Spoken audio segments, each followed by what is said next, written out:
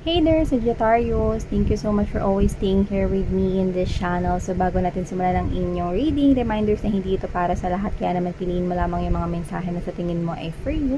At kung feel mo na ang reading na to ay para sa'yo, then this reading might be for you. And syempre wala tayong gender dito, para lalaki, LGBT, lahat kayo mga babes, welcome kayo here. So, ano pang hinihintay natin, no? Tingnan na natin kung anong meron dito for you.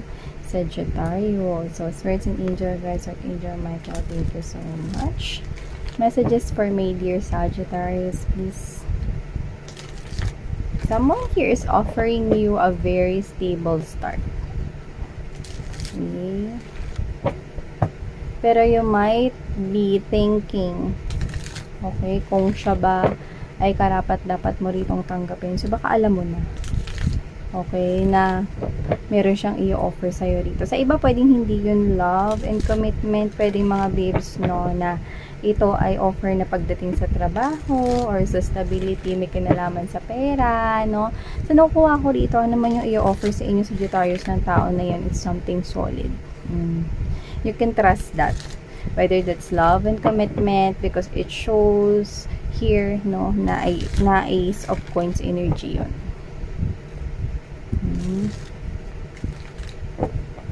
That person is willing to work things out with you, build something solid with you, fresh start. Sa trabaho na nakita tayo ng isang magandang new beginning para sa inyo dyan. Yeah? You're making a decision. See? This is what I'm talking about. The Ace of Coins energy. See? Ito yun. No? You're making a decision right here. Okay, in moving towards this Ace of Coins energy, because you think, no, sabi ko sa inyo, isipin nyo rito, you'll be confused at first, pero I can see you here grabbing that opportunity. Okay, nagiging maingat ka dito, ikaw ito mga babes, no, na para pinag-isipan mo munang mabuti, no, nakikita kita dito na nagdedesisyon at gumagawa ka na ng desisyon, no, this is you pushing through, no, at nakikita mo dito na may magandang potential ito. And yes, you're right, because the Ace of Coins in a right position means a lot. Okay, it's a fresh new beginning, it's a fresh new start, whether it has something to do with your career, business right here, or this is something to do with your job, pwede rin naman sa love life, it's a fresh new start. Yeah, look at that. See, a connection right here na pang matagalan. It is a long-term commitment. So someone here is offering you this very solid, no, commitment right here. And this person wants your attention here with the Knight of Cups energy nakita ko kanina. So maaaring this person could be romantic right here. I'm getting that hopeless romantic vibe. No, pwedeng ilang beses na rin yung nabigo sa pag-ibig, pero nung nakilala ka niya or kung makikilala ka niya, magbabago yun lahat. Kasi sa'yo niya makikita rito, no, na may pag-asa pa pala ulit, no, na makita niya yung love in a different light. So yeah, at ikaw ganun din yung makikita mo sa kanya if it is love and commitment right here. If it is someone here coming towards you, there's a little bit age gap right here. Nakikita ko rito. Pero sobrang ano lang naman. Siguro mga 2 years, 3 years, ganyan. Or 5, mga ganun. So, just take how this resonates. Don't get fixed with the age. Okay? So, nakikita ko rito, para sa iba, it is naman trabaho rito where you feel connected. Okay? Yung ramdam mo na talaga, no, na ito na yung makakapagbigay sa'yo, no, ng fresh new beginning sa buhay. Dito ka na mas makakapag-ipon more. Dito na talaga mas nararamdaman mo yung sarili mong tatanda ka, no? At dito mo na rin nararamdaman mga babes, no, na makakapag I'm getting that vibe of gusto mong maggala or mag-enjoy. Okay? So, parang ikaw to na ngayon magkatrabaho ako ng bonggang-bongga at ang ganda ng benefit na nakikita ko dito for you kasi makakapag-ipon ka ng mas malaki, mas mabilis. So, mas may enjoy mo yung life more. Parang ganun. So, I can see here, you could be traveling here. Hindi yung waldas to the point, pero nag-i-enjoy ka. At the same time, no, ikaw ito, no, na meron kang pinagkakakitaan as well. Kunwari, ikaw to, no, na kung trabaho yan, katrabaho ka dyan, no, ng buongga. E-effortan mo yan, makakapag-ipon ka ng mas mabilis. And then, ikaw to, no, nabalak mo ikutin, no, mag-around the world rito, no, pero at the same time, itinayo mo rin ng business yun, no, yung pera mo rito na may ipon. So, meron pa rin dumadating na pera sa'yo. Nagiging wise ka. Kasi lumalabas ka dito bilang Queen of Swords. Yan. So, yung iba, baka ganun yung gawin ninyo, no, at matuhog ninyo parehas ito. Kasi pwedeng dun sa pupuntahan ninyo, no, dun nyo na makikilala yung tao na yun. Or baka, yung sinasabi natin dito is yung travel papunta nga sa ibang bansa. Baka trabaho yan. Or baka trabaho papunta sa ibang lugar. No, na mas malaki yung kita ron or yung salary ron. Yun. Okay. So, yeah. See? Magulo yung isipan mo at first. Okay? Kaya nga pinag-isipan mo tong mabuti. Pero nakikita mo rito, no, na kailangan mo itong ilabarn with this 5 of Wands energy kasi nakakakitaan mo ito ng malaking potential. Kaya I can see you fighting for this. Okay? If it is a business, if it is a career, I can see na kahit may mga kompetensya ka pa, you're gonna grab this opportunity. Kasi it's something big. Yan, no?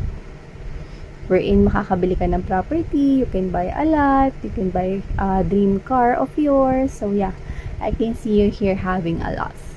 This is a big sum of money. This is a big amount of pentacles. So, yun na nakikita ko dito. It's a fresh new beginning talaga. Yeah, see? This is you realizing that. The Hermit energy. Na ito na yung pinakahihintay mo ever. So, ba't ko papakawalan? Okay? Ayaw kong mamiss itong opportunity na to. Ayaw kong pagsisihan to one day. So, I'm grabbing this opportunity no matter what. Okay? If I fail, then at least I did try. Ganun ka. So, yun nakikita ko sa'yo rito. You're moving towards this because your intuition is telling you to grab this opportunity and you're right. Okay? Tama ang intuition mo, mahal, kung yun ang niisip mo. Okay? Push, girl! Or push mo yan, boy, kasi nakikita ko rito na talaga magbabago yung life mo, no? Because of this opportunity coming in here. Yeah, it might confuse you at first kasi baka meron pa isakripisyo dyan or baka meron kasing blockage na meron dyan or may wall kasi dyan no, na parang kinakailangan mo mag-adjust, no? Pero ganoon naman talaga, you have to be flexible enough. Okay? You have to grab every opportunity kasi you might not know na baka ito na yun, diba? Na magdadala sa iyo ron sa tagumpay or success na hinahanap mo. Okay? My master told me that there are lots of doors of opportunities and if you are saying yes to the universe, a lot of doors will open up for you. Okay? Maybe not yet this door, but you're pushing through. And then, it will take you to the another door right here. And then you grab it. You're saying yes. And then this is you, no? Up until, no? Igagayad ka na yung mga spirits and angel guides, no?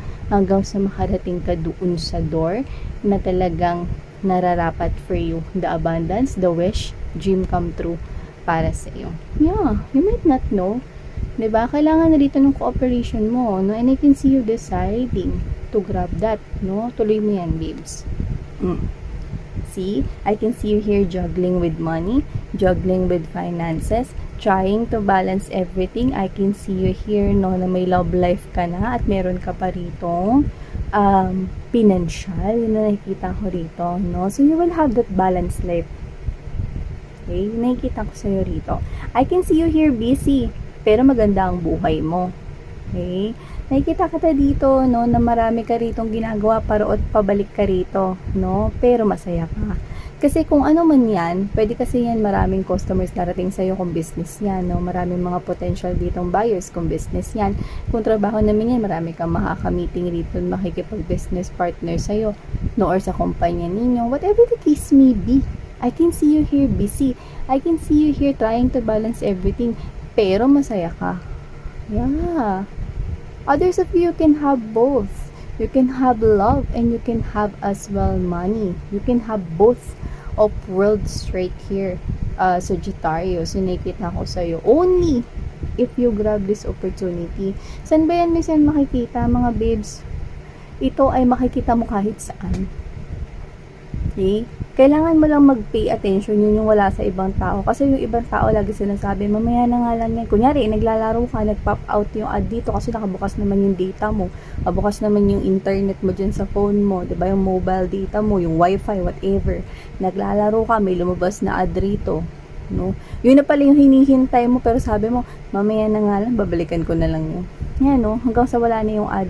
Kasi people right here, tend to ignore the signs and clues that they're seeing. Ayun na pala yun.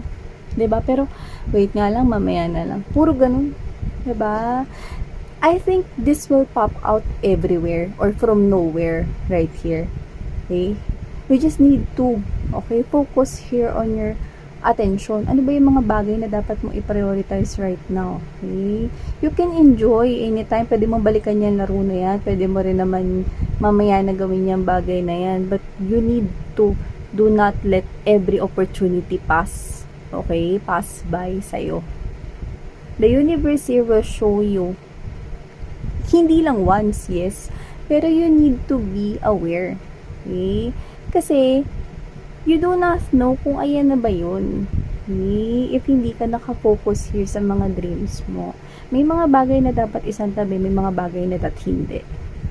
Diba? So, yun yung mistake, no, ng a lot of us people, human beings. Yeah.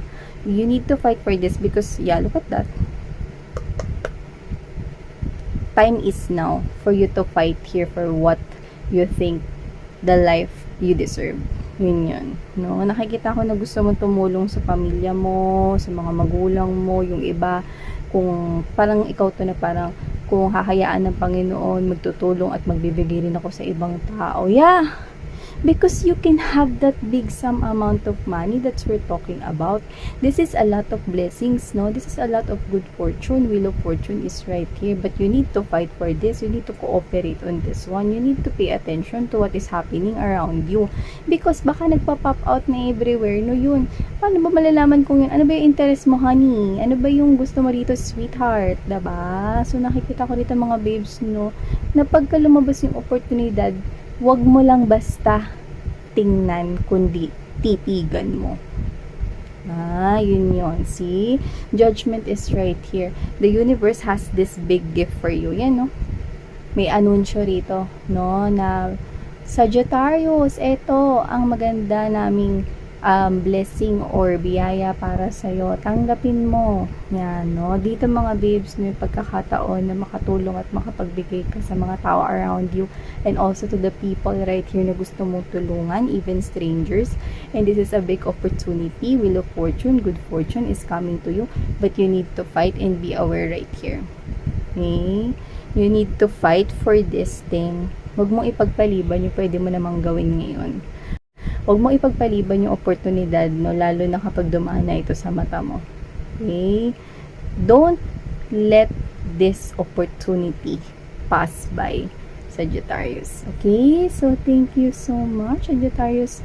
Love and light.